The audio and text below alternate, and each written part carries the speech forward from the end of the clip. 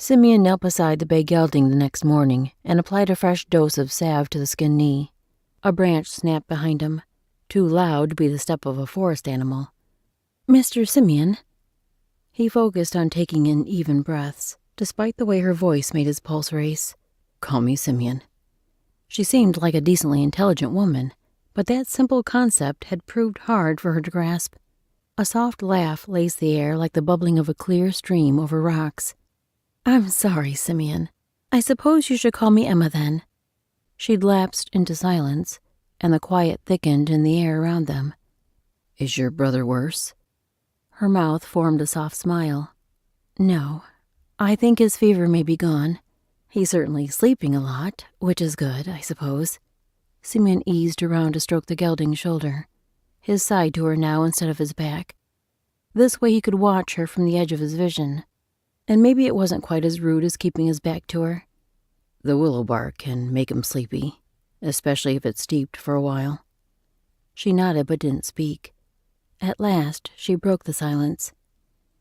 "Simeon, my brother and I have a question for you. We're in need of a guide to take us to Canada, and we'd like you to fill the role." She said it in a rush of breath, as if trying to push the question out of her mouth before it caught there, and the flurry of words charged at him with a powerful force, smacking him hard in the gut.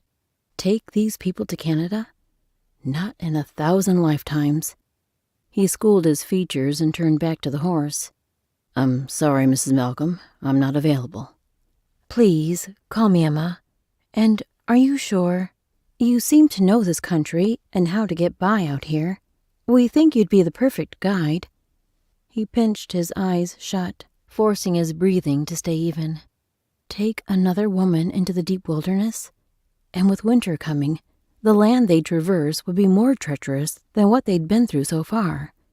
It could be deadly to her, especially in her condition. "Mrs. Malcolm." "Please, call me Emma." He inhaled a breath.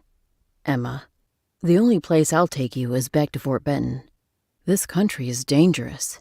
No place for a lady. You should go home while you still have the chance." He softened his voice at the end. He didn't want her angry, but she needed to know the truth of it. He heard an intake of breath behind him. "We're not going to Fort Benton. We're going to Alberta, Canada." The words were forced, almost clipped. Yep, he'd made her mad. "We'll be going north whether you go with us or not, Mr. Simeon." She paused for a half-second. "But we'd like you to go." Her tone eased with those last words. "Joseph won't be able to do much, but if I know him, he'll still try. I don't want him to re-injure his arm, and if someone else is along to help, I hope he'll let it rest." Simeon whirled. "If you plan to leave before his arm is healed, you'll both be proved touched in the head. It'd be certain death out here." Her chin came up, but as she paused for a moment, a flash of uncertainty touched her eyes. "I agree it would be better to wait, but I thought it best not to impose on your hospitality." Hospitality? This was a matter of life and death, and she was worried about manners? He threw up a hand. "That's exactly what I mean. You need to stop being stubborn and listen to someone who knows before you do something foolish." Her chin jutted a little farther.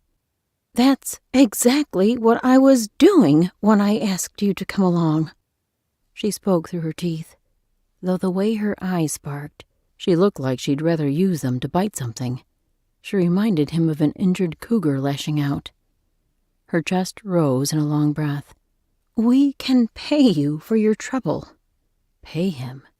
She thought money would make up for leading her to an early grave?